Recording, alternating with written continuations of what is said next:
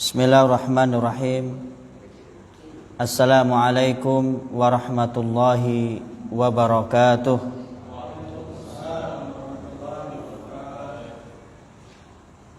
Alhamdulillahi rabbil alamin, wal aqibatu lil muttaqin, wal udwana illa 'alal zalimin.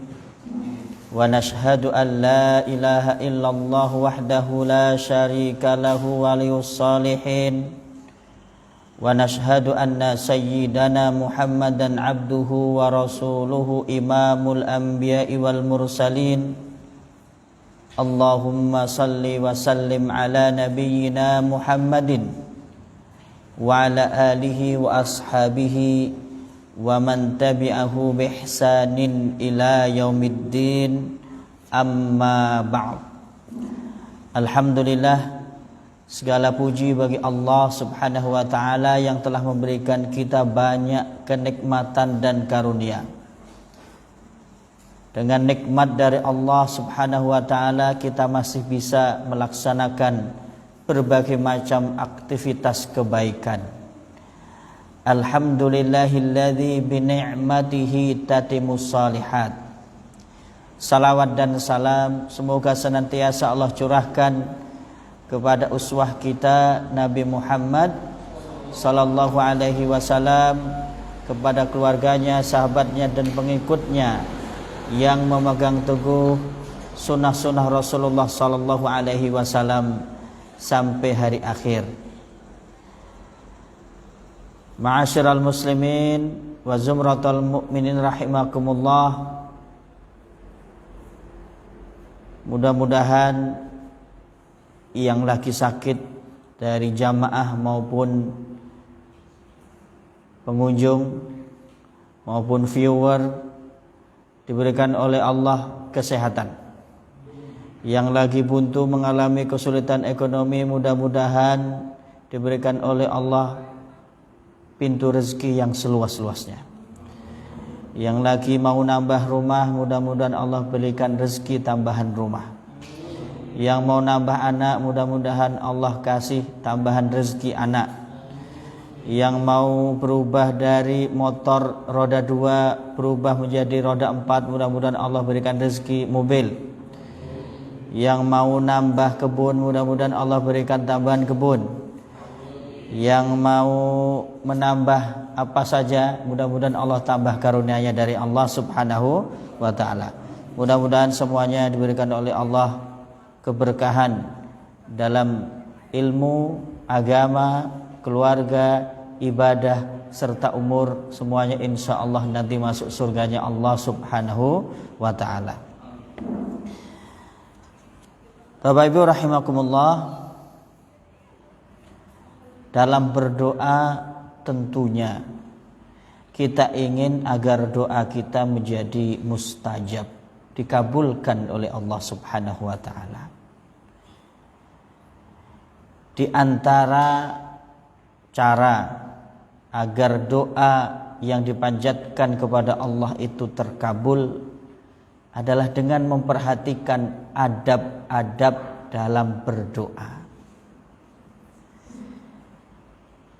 Yang pertama, mengikhlaskan atau memurnikan doa hanya karena Allah dan menjadikan doa sebagai sarana untuk beribadah kepada Allah dan sarana untuk mendekatkan diri kepadanya.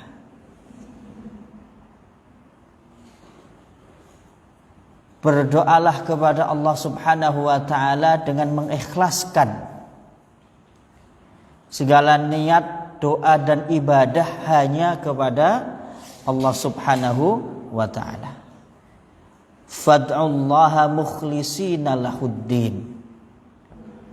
Allah subhanahu wa ta'ala berfirman, berdoalah kepada Allah dengan memurnikan doa hanya kepada Allah subhanahu wa ta'ala.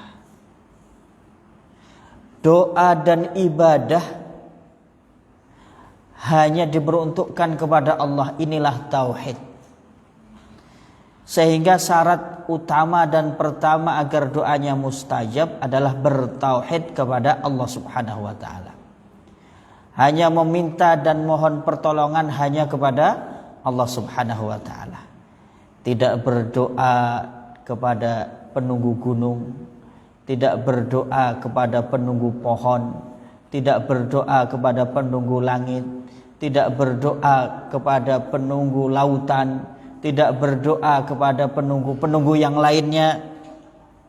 Dia hanya berdoa hanya kepada Allah Subhanahu wa taala. Ibadahnya tidak tercampuri dengan perbuatan syirik, insya Allah doanya makbul. Yang kedua, memperbanyak doa kepada Allah dalam segala hal, karena doa merupakan bentuk ibadah yang agung. Rasulullah sallallahu alaihi wasallam bersabda, "Laisa syai'un akrama 'alallahi minad du'a."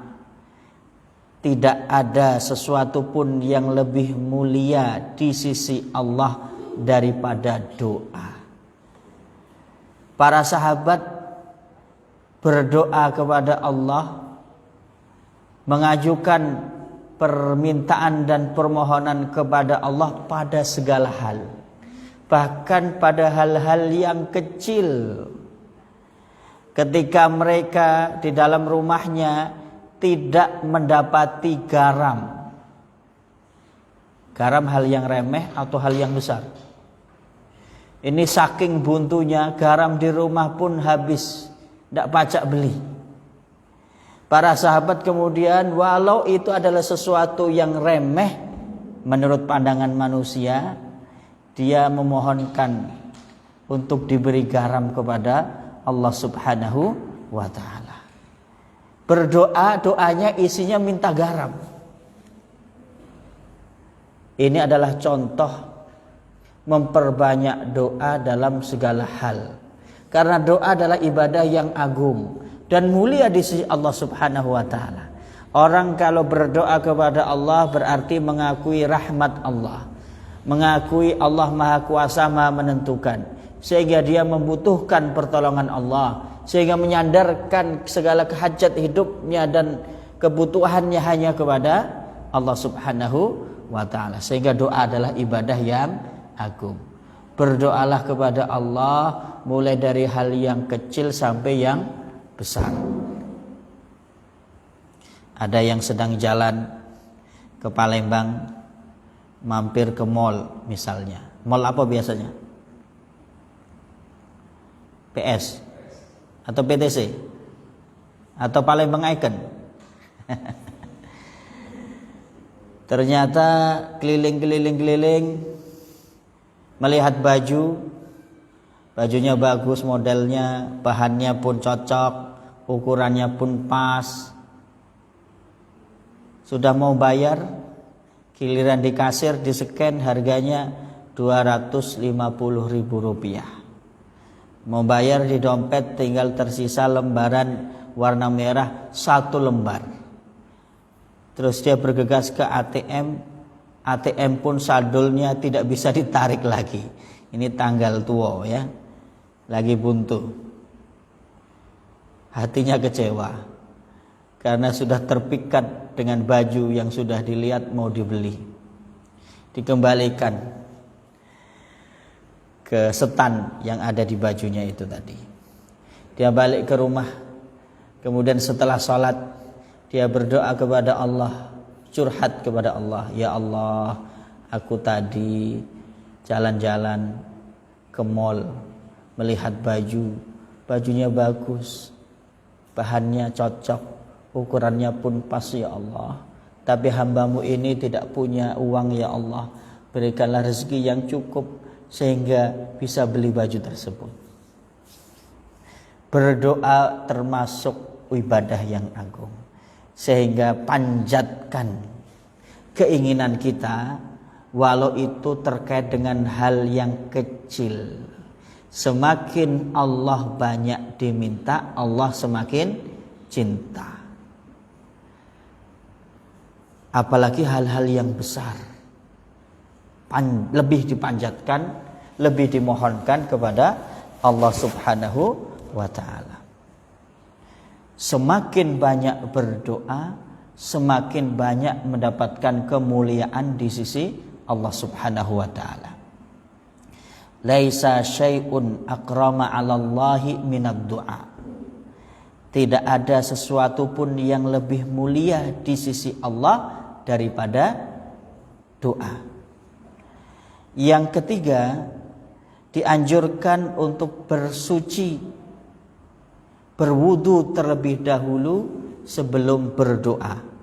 Walaupun bersuci ini adalah anjuran, bukan kewajiban, apalagi syarat sah doa.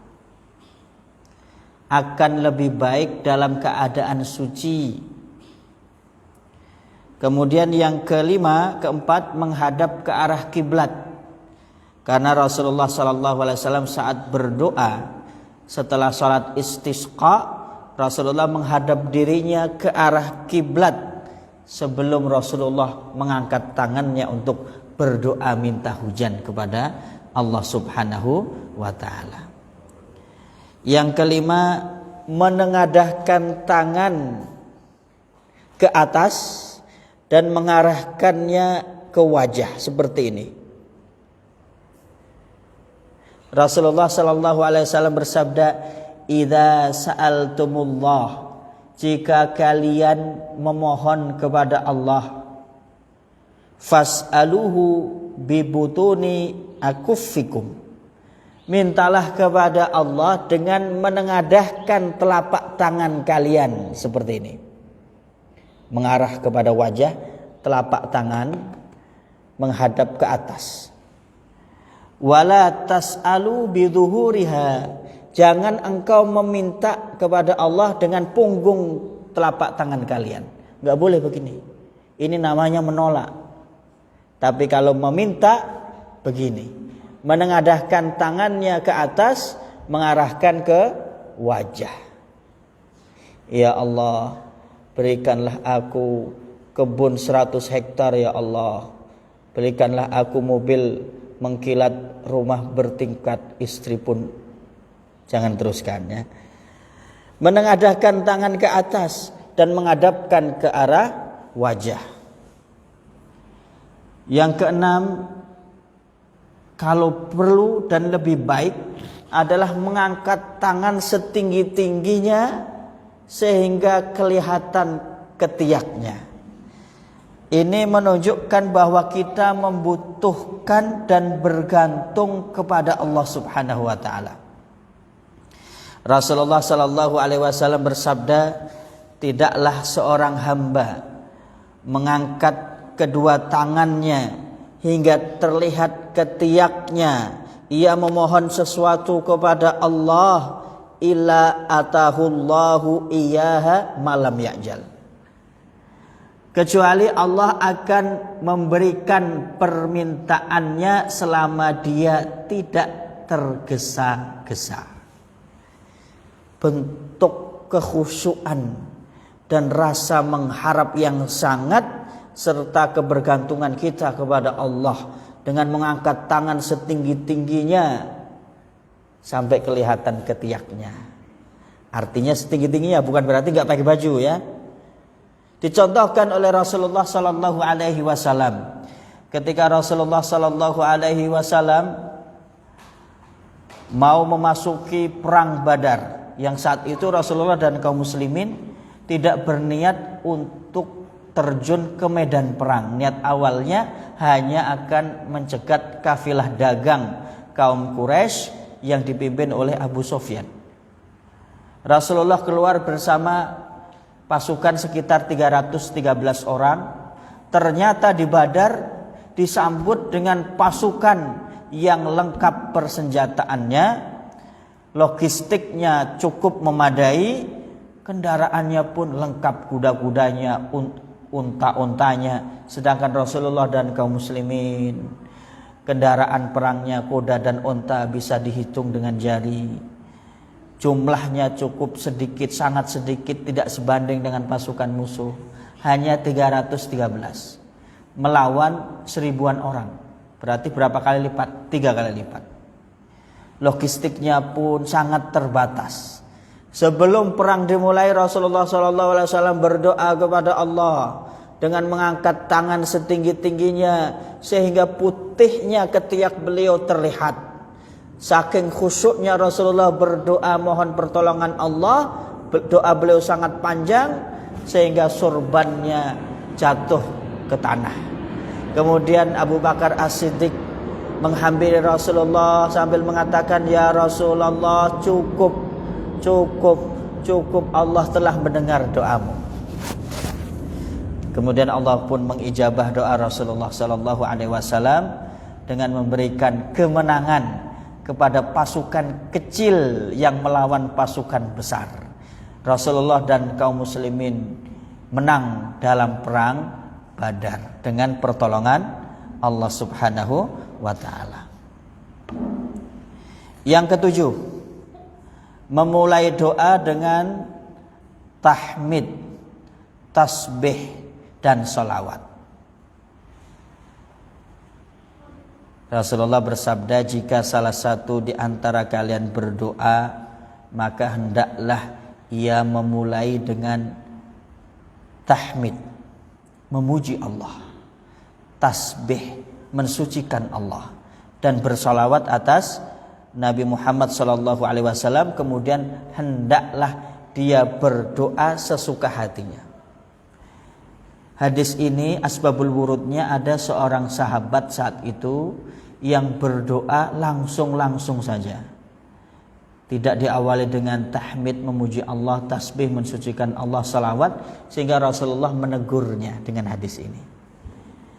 Maka kita dianjurkan di antara redaksi muqaddimah dalam berdoa, a'udzubillahi minasyaitonirrajim, bismillahirrahmanirrahim, alhamdulillahi rabbil alamin, hamdan syakirin, hamdan na'imin, hamdan yuafi na'amahu wa yukafi'u mazidah, ya Rabbana lakal hamdu kama yanbaghi li jalali wajhika wa 'azimi sultanik.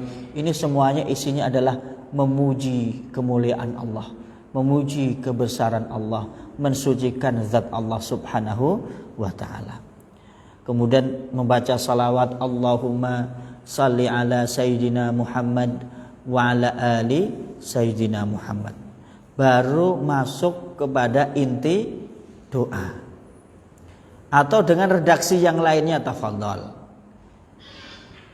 Yang penting diawali dengan tahmid, tasbih, dan salawat.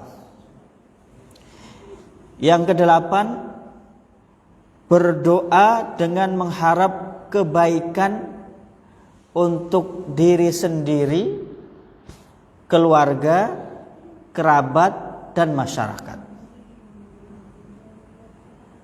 Itu dicontohkan di dalam Al-Quran bagaimana para nabi berdoa. Doanya bukan hanya untuk kebaikan diri sendiri, tidak egois, tapi juga mendoakan anggota keluarganya, mendoakan kerabatnya, mendoakan kaum muslimin masyarakat.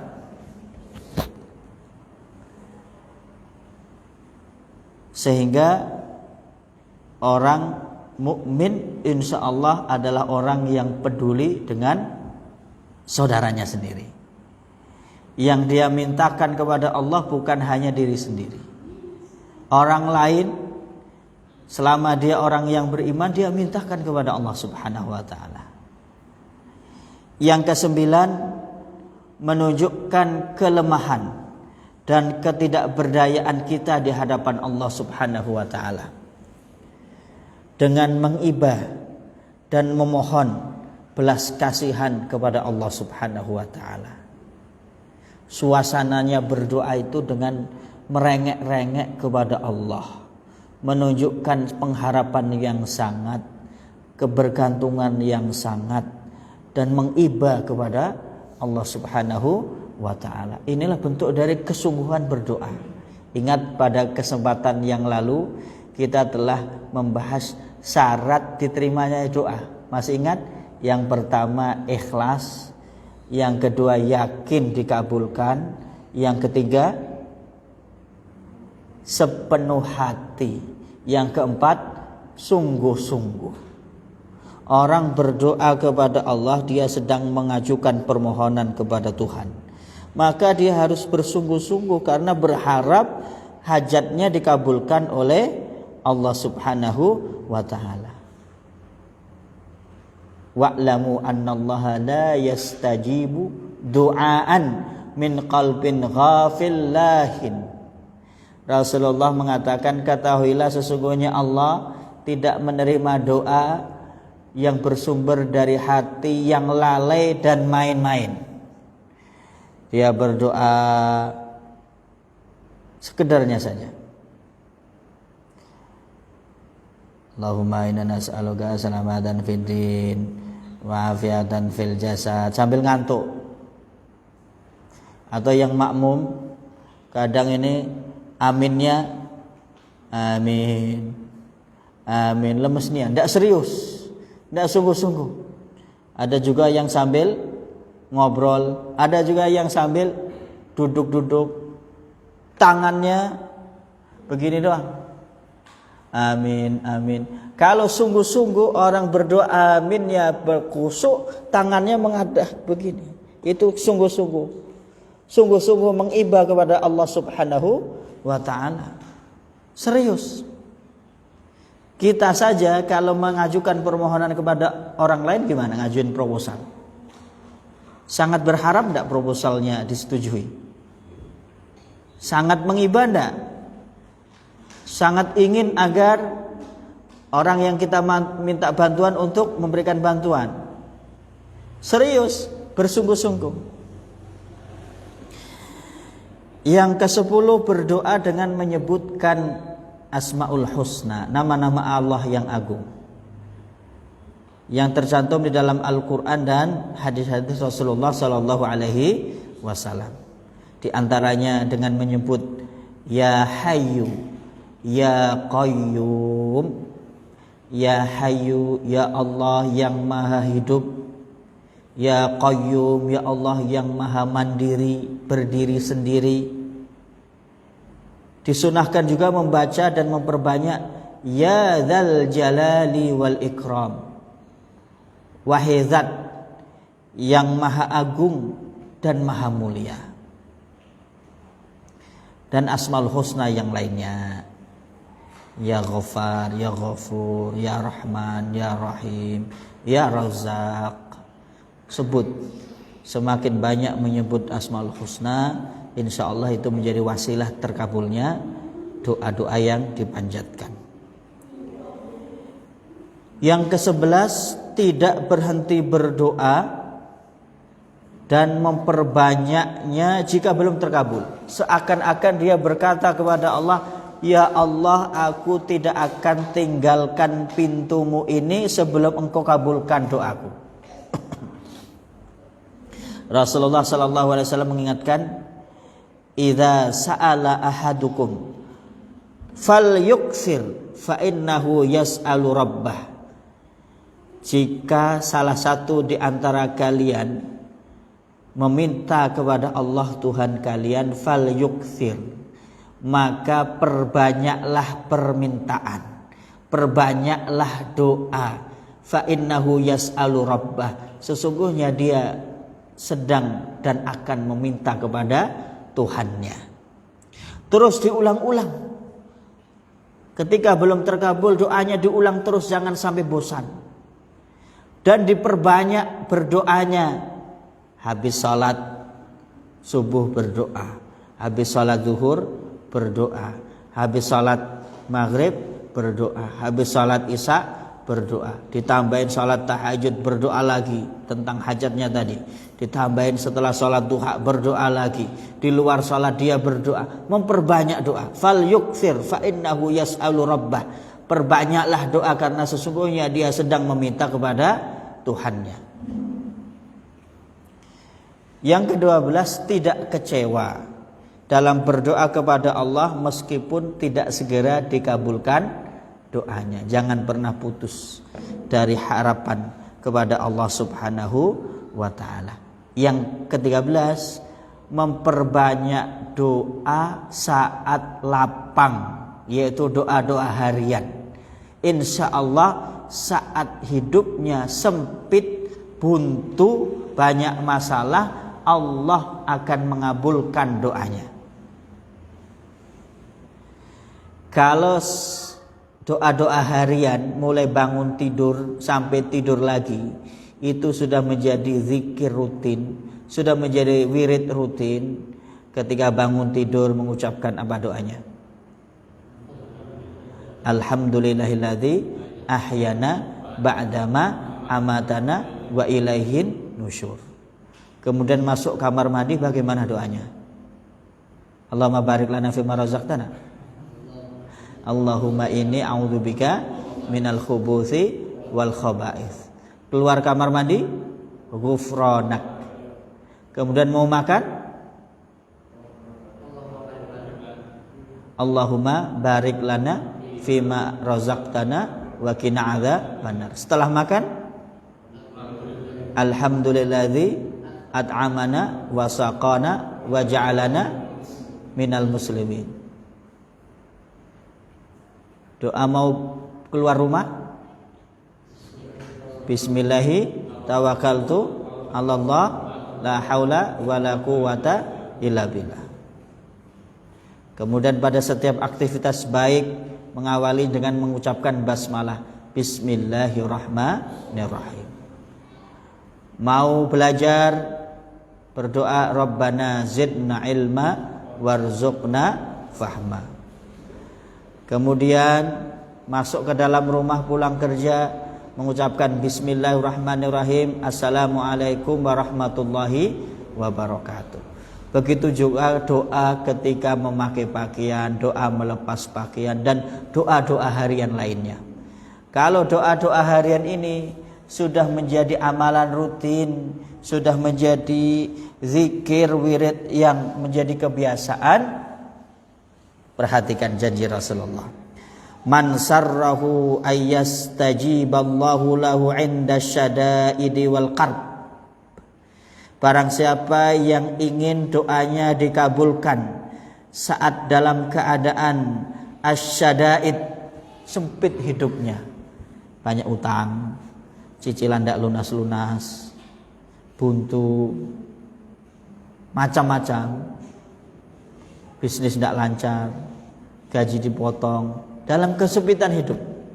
Wal qarb, begitu juga dalam keadaan sulit, anak-anak sekolah, rumah belum lunas, apalagi kesulitan-kesulitan. Hidup yang sulit, ternyata istri masuk rumah sakit, butuh biaya. Fal yuktsirid du'a fir raha. Maka perbanyaklah doa dalam keadaan lapang. Lapang ini lagi enggak sulit, lagi enggak sempit, hidupnya enak, banyak gajinya, bisnisnya lancar, perdagangannya sukses, gajinya besar, saat lapang, hidup bahagia. Jangan lupa memperbanyak doa pada setiap keadaan, yaitu doa-doa harian. Ketika saat lapang banyak berdoa kepada Allah. Rasulullah mengabarkan, saat dia sedang sempit, sulit, dia mengajukan permohonan dan pertolongan kepada Allah. Ya Allah, bukakanlah pintu rezekimu seluas-luasnya. Ya Allah, berikanlah aku pekerjaan yang terbaik. Ya Allah, anakku mau masuk kuliah, berikanlah rezeki. Ya Allah, istriku masuk rumah sakit. Ya Allah, berikanlah biaya yang cukup untuk membiayainya. Ya Allah, ketika mau ditagih-tagih debt collector, ya Allah, rumahku belum lunas, motornya dikejar-kejar debt collector, berikanlah aku rezeki yang luas. Ketika masa-masa sulit itu, karena keseharian sudah banyak berdoa, Rasulullah mengabarkan doanya akan dikabulkan oleh Allah Subhanahu wa ta'ala. Inilah fadilah, keutamaan orang yang banyak mengingat Allah, karena doa itu adalah zikir. Orang yang banyak berzikir, insya Allah doanya makbul. Kalau menghadap Allah hanya saat-saat sulit, ya Allah, aku banyak cicilan, motor, rumah, anak mau masuk sekolah, buntu ya Allah, nggak punya makanan di rumah. Kemarin-kemarin saat senang, saat lapang, nggak pernah berdoa. Salat pun lupa. Malaikat berbisik, kemarin kemana mas? Tapi kalau saat senang, saat enak, saat lapang, banyak berdoa, salatnya rajin. Saat sulit, saat sempit, dia berdoa butuh pertolongan Allah. Pertolongan Allah itu dekat.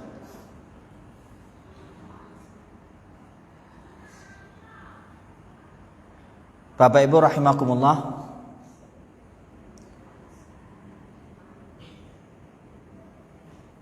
Rasulullah Shallallahu Alaihi Wasallam berwasiat kepada siapa? Ibnu Abbas. Ya gulam, di antaranya wasiatnya, ta'arraf 'ala Allah fir raha ya'rifka fisyiddah. Kenalilah Allah saat kamu sedang senang, sedang lapang, maka Allah akan mengenalimu saat kamu sedang dalam kesulitan. Saat hidup lapang, bahagia, enak, senang, ta'araf, kenalilah Allah. Kenal Allah itu maksudnya menjalankan perintah-perintah Allah. Ketika ada panggilan untuk menghadap kepada Allah, yaitu salat 5 waktu, kerjakanlah salat. Pada kesempatan-kesempatan perbanyaklah zikir dan doa, itu mengenal Allah. Memperbanyak ibadah, itu mengenal Allah. Ya'rifka fisyiddah, saat kamu dalam posisi di bawah, saat bangkrut, saat sempit, saat mengalami kesulitan, maka Allah akan mengenalmu. Maksudnya pertolongan Allah itu dekat. Orang semakin jauh dari Allah, semakin jauh dari pertolongan Allah Subhanahu wa ta'ala. Inilah adab-adab dalam berdoa agar doa menjadi mustajab, dikabulkan oleh Allah Subhanahu wa ta'ala. Sebelum dilanjutkan, kalau ada pertanyaan silakan. Silakan.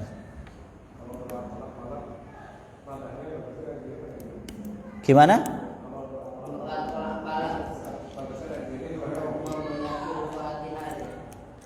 Doa tolak bala ya.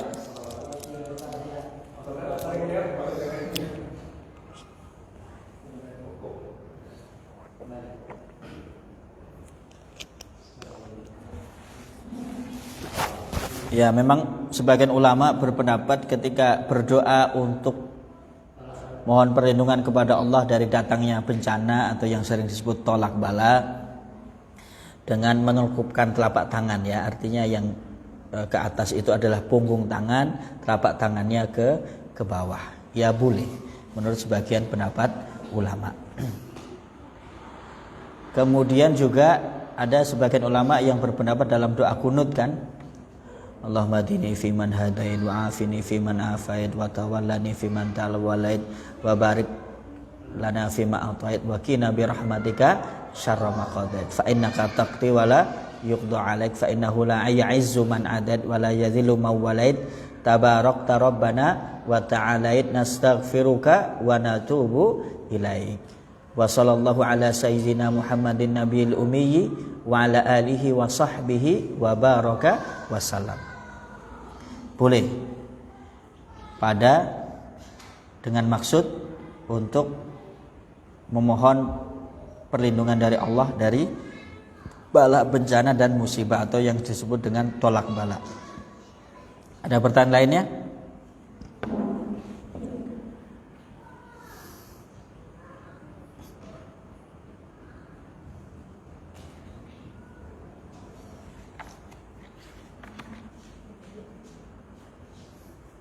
Tidak ada?